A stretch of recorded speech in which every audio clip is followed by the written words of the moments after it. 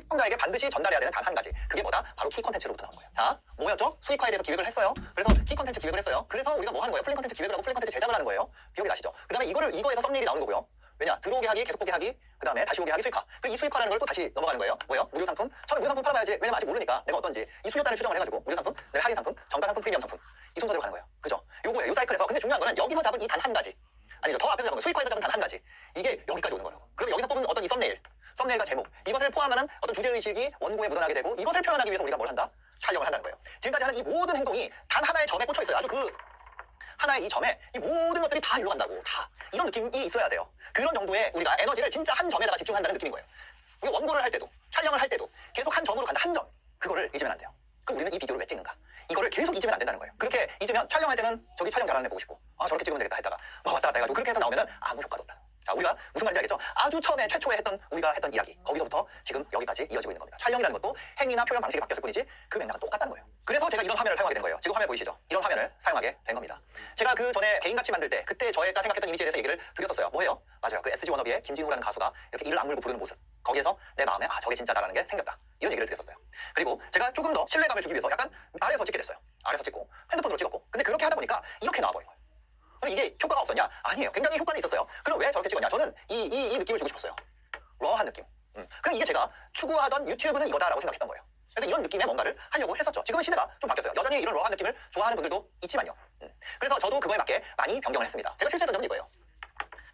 비호감이었다는 거예요. 뭐예요? 제가 이야기하는 모든 내용들이나 이런 것들이 호감을 주는 스타일이 아니었어. 그럼 비호감이라는 건 어떤 문제가 생기냐? 바로 예를 들면 이거는 안 된다는 거예요. 광고 유치는 안 된다는 거예요. 왜? 말하는 사람의 이미지가 제품 이미지로 가기 때문에. 그런 부분 때문에 우리가 이거는 할 수가 없어요. 근데 두 번째, 뭐가 안 돼요? 여러분들 중에 이 강의 목표 그건 아니지만요. 마음속에 이런 욕망을 갖고 있는 분들이 있어요. 예를 들면은 이런 거.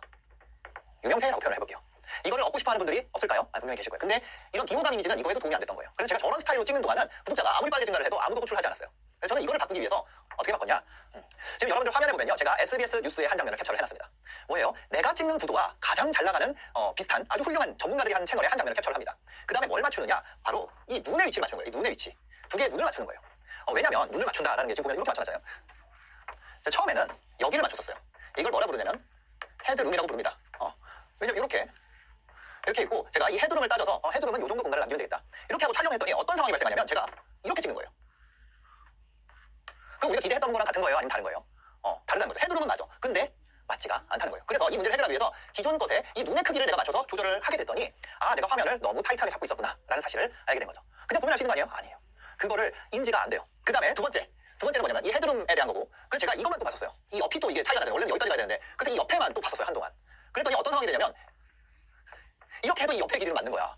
무슨 얘기인지 아시겠죠? 그래서 이렇게 뭐 이거랑 이거만 놔두는 거는 아무 의미가 없다는 거예요. 원래 우리가 생각했던 모양은 뭔데? 원래 생각했던 모양은 이렇게 된 모양을 생각했기 때문에 이렇게 한 건데 이 두 개 다 결과가 이상하게 나와버린다는 거죠. 그 결국에 우리가 제일 중요한 건 뭐다? 이 눈의 위치. 눈의 위치를 저기 투명도를 조절해가지고 우리가 어떤 샷 사이즈로 잡아야 되는지를 그냥 아주 디테일하게 잡아야 된다는 거예요. 아니면 이런 게 있을 거예요. 여러분들의 롤모델 채널의 구도를 연습해라. 나는 저런 채널처럼 하고 싶어. 그럼 그 채널의 등장인물이랑 내가 앉은 거랑 촬영을 한 다음에 어디 맞추라고요? 눈 위치를 맞추면 됩니다. 눈의 크기. 눈을 맞추면은 나머지는 알아서 맞춰져요. 눈을 맞췄는데 주변이 이상해져요? 그러면 카메라를 앵글을 바꾸는 게 아니라 주변을 바꿔야 되는 거예요. 내가 주변에 드러나는 어떤 뭔가 때문에 계속 앵글을 이쪽으로 뺐다가 이렇게 했다가 줌인 줌아웃 했다가 이러면은 배경을 맞추면 사람이 이상해지고 사람을 맞추면 배경이 구린 거야. 무슨 말인지 아세요? 그러니까 어떻게 해야 되냐? 내 롤모델 채널에다가 사람을 그냥 딱 맞춰. 그 다음에 배경을 정리하는 거예요. 이게 가장 빠르게 여러분들이 세팅을 하는 방법입니다. 우리는 어떤 장면에서든 인간은요. 이게 재밌는 거예요. 배경도 중요합니다. 배경도 중요한데 어떤 장면에서든 인간은 인간을 가장 먼저 봐요. 정말 우리가 이런 얘기 많이 하잖아요. 귀신 맞다 이런 얘기 하잖아요. 이게 뭐냐면 이상한 어떤 이런 패턴을 봐도 사람은 인간으로 인지한다는 거야. 인간은 인간을 찾고자 하는 어떤 그런 본능적인 기제가 있어요. 그렇기 때문에 배경을 아무리 내가 신경을 써도 인간이 그 위치에 인식되는 위치에 있지 않으면 그 촬영을 하나가 안 나가는 거예요. 왜? 우리는 정보를 전달하는 원고를 만들고 그 원고에 맞춰서 하니까. 무슨 얘기인지 아시겠죠? 그 인간의 위치가 너무 중요하다. 그 다음에 롤모델 채널의 구도를 연습하기. 여러분들 롤모델 채널 있으세요? 그 채널의 구도를 연습하시면 됩니다. 그렇게 했더니 어떻게 됐어요? 바로 이렇게 된 거예요. 제가 저 앵글에서 이 앵글로 바꾸면서 구독자가 폭발적으로 증가하기 시작하는 거예요. 그 전에는 약간 비호감이었지만 매니아층이 있었어.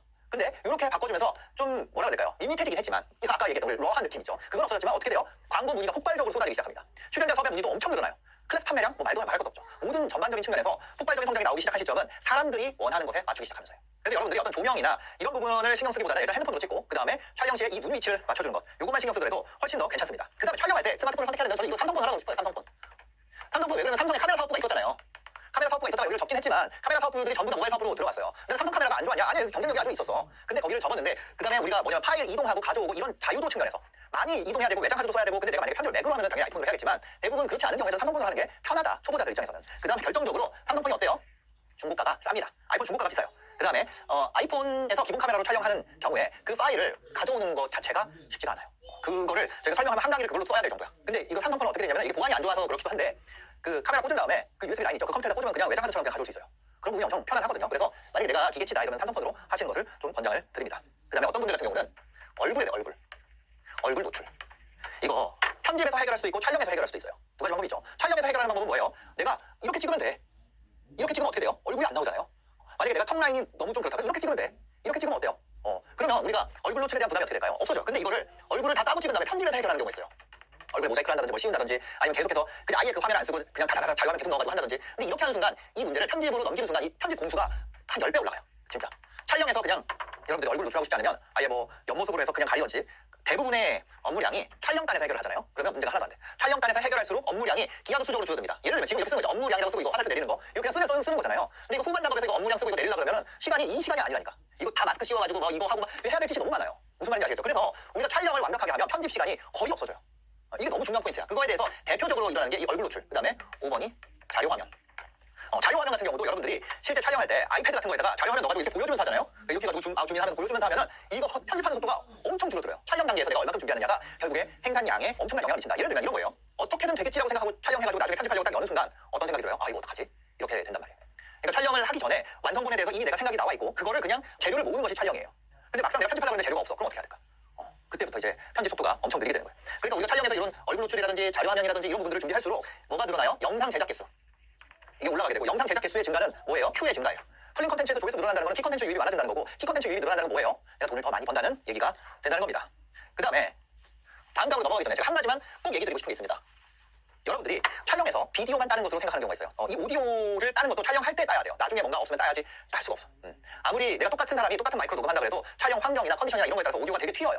그래서 촬영할 때 오디오 다 딴다고 생각을 해야 되고 그 다음에 오디오에 대해서 여러분들이 할 수 있으면 이렇게 따로 레코딩을 해서 백업을 만드는 게 더 좋습니다. 저희가 이거 보시면은 여기에 요겁니다. 요거 소니 TX650이네요. 예. 이거를 쓰는 이유가 있어요. 이거를 왜 쓸까요? 시청자들은요 안 들리는 것을 참을 수가 없어요. 다른 일을 하면서 TV를 틀어놓는 경우는 어때요? 엄청 많아요. 설거지하거나 청소하거나 하면서 TV 틀어놓는 경우 많죠.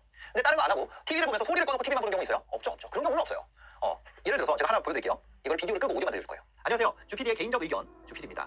네, 이 채널에서는요 제가 읽었던 책들에 대한 개인적인 의견을 전달하고 있습니다. 이 초반부에 대해서 여러분들이 비디오가 원래는 있는 비디오인데 비디오 없이 오디오만 들었어요. 그 다음에 두 번째는 소리를 끄고 비디오만 보겠습니다.